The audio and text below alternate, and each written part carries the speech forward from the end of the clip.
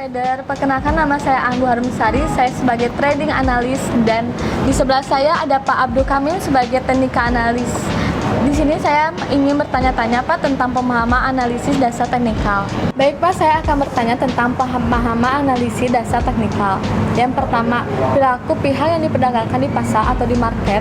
Siapa saja Pak Abdul? Oke, baik, terima kasih. Saya kira pertanyaannya bagus sekali ya. Ada beberapa pertanyaan, nanti akan saya jawab satu persatu, ya kan? Jadi pertanyaan yang pertama, perilaku pihak yang diperdagang di pasar ya, atau di market. Oke, jadi siapa saja sih yang terlibat dalam perdagangan di pasar bursa? Kan itu orang selalu tanya, siapa saja sih? Nah, ini ada beberapa dikategorikan menjadi 3 bagian sebenarnya ya. Yang pertama yaitu yaitu pembeli. Apa sih pembeli atau membeli itu? Yaitu seorang yang melakukan pembelian terhadap instrumen tertentu ya, baik untuk posisi baru atau untuk melikuidasi posisi yang sebelumnya. Artinya dia sudah punya posisi untuk transaksi, tetapi ada juga yang belum terlikuidasi. Maksudnya terlikuidasi belum ditutup, dia sudah open posisi sebelumnya, sehingga dia menambah posisi baru. Itu yang pertama. Sedangkan yang kedua yaitu pihak penjual atau yang menjual. Nah, siapa sih penjual tersebut ya kan? Jadi penjual itu yang melakukan suatu penjualan ya, sama seperti tadi, yaitu terhadap instrumen tertentu ya, baik komoditi ataupun forex yang kita pelajari setiap hari itu sendiri ya, baik untuk posisi yang baru ya kan, dan untuk melikuidasi posisi yang sudah pernah dilakukannya. Itu yang kedua. Sedangkan yang ketiga yaitu mengamat atau pengamat. Jadi seseorang dalam bursa itu ada yang dia hanya mengamati, tetapi dia tidak melakukan transaksi. Kenapa? Karena dia sudah ada transaksi sebelumnya. Jadi itulah bagian-bagian mereka yang terlibat di bursa tersebut. Untuk pertanyaan kedua, untuk menganalisa perlu adanya tahapan analisa, itu apa saja Pak Abdul? Oke, dan untuk pertanyaan yang kedua, yaitu tadi disampaikan, untuk menganalisa perlu adanya tahapan analisa, betul ya? Nah, memang kita sebelum melakukan suatu transaksi di market, kita perlu analisa dulu ya. Yang pertama apa? Itu dibikin suatu chart bagan. Jadi tahapan-tahapan itu yang pertama adalah kita harus melakukan analisa dulu. Jadi tidak sembarangan kita mau masuk market, mau melakukan transaksi tanpa mengadakan analisa. Nah, yang pertama adalah analisa. Sedangkan yang kedua, kita harus tentunya melihat chart ya kan, yang ditampilkan dalam bagan tersebut.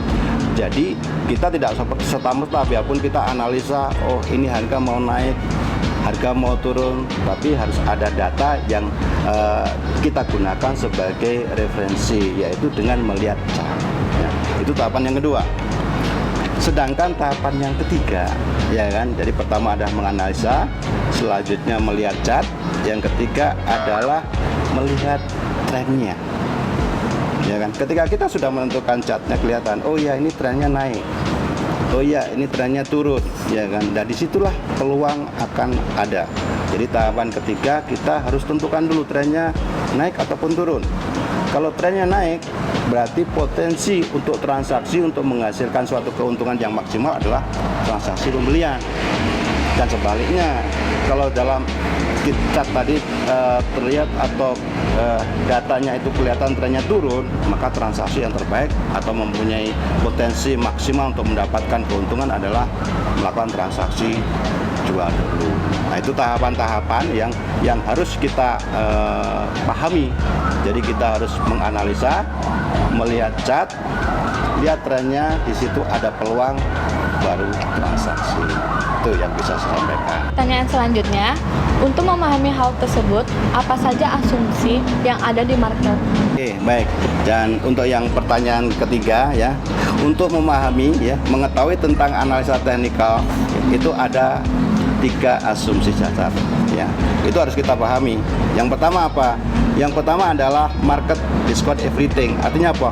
Bahwa apa yang ditampilkan dalam chart di atas tersebut itu sudah merupakan cerminan ya, pelaku pasar secara psikologi dia sudah mengetahui ini adalah buyer, yang kita lihat dari kandal bentuknya up, ini adalah seller. Jadi cerminan itu sudah ada ketika kita menganalisa di chart tadi.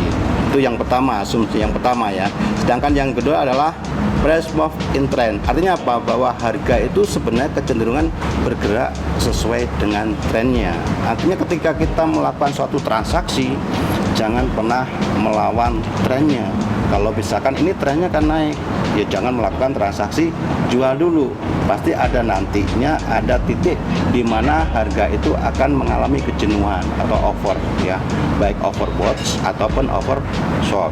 Nah, seperti itu. Sedangkan yang ketiga yaitu history repeat and sell. Artinya apa? Bahwa sebenarnya harga itu mengulang dengan harga sebelumnya, atau dalam istilahnya sejarah selalu mengulang. Jadi pola-pola pergerakan harga sendiri itu sudah terjadi sebelumnya dan akan terjadi lagi dan terjadi lagi. Yang membedakan cuma satu, mungkin polanya sama tetapi volumenya yang berbeda. Itu Mbak Anggun ya. Baik, pertanyaan terakhir Pak, untuk melihat harga ada beberapa tipe, apa saja bisa dijelaskan Pak Abdul? Baik, pertanyaan yang bagus ya. Pasti orang bertanya, untuk melihat suatu pergerakan harga pasti ada tipe untuk melihatnya ya. Ada beberapa tipe di sini. Yang pertama adalah dengan chart, yaitu ada 3 sebenarnya. Yang pertama adalah bar chart ya. Bar chart yaitu untuk menentukan, di situ sebenarnya sama, setiap harga itu ada 4 komponen ya. Dari harga open, harga high, harga low, dan harga close. Nah, dalam bar chart tersebut itu kita juga tersajikan hanya dia bentuknya seperti tangkai. Itu yang pertama. Yang kedua adalah line chart, yaitu line chart adalah pergerakan harga berdasarkan close candle atau close market dalam periode tertentu, sehingga itu untuk menentukan di titik-titik harga penutupan dari suatu waktu tertentu. Kita ada beberapa time frame ya, di situ ada dari mulai misalkan M1 sampai monthly seperti itu. Nah, itu ditampilkan dengan line chart ya kan. Nah, yang ketiga yaitu candlestick. Nah, candlestick itulah yang umum kita sering pakai ya untuk analisa, karena dia lebih bisa mewakili. Intinya analisanya lebih mudah, karena situ ada untuk menentukan apakah harga naik, harga turun, itu sudah langsung terlihat tersaji ya dari bentuk bodinya dan warnanya. Kadang ada kita kasih warna ya, misalkan untuk harga naik bodinya kita kasih warna biru, dan untuk turun kita kasih warna merah. Nah, itu lebih enak, artinya secara analisa kita lebih mudah. Itu yang bisa saya sampaikan Bangun. Mudah-mudahan apa yang sudah saya sampaikan tadi sedikit banyak dapat bermanfaat untuk kita semua. Terima kasih Pak Abdul atas penjelasannya tadi, semoga bermanfaat. Dan buat sahabat trader semuanya, jangan lupa di like, komen, dan subscribe, dan aktifkan notifikasi buat kalian yang ingin tahu informasi-informasi selanjutnya tentang Hidimax. Hidimax, we are number one.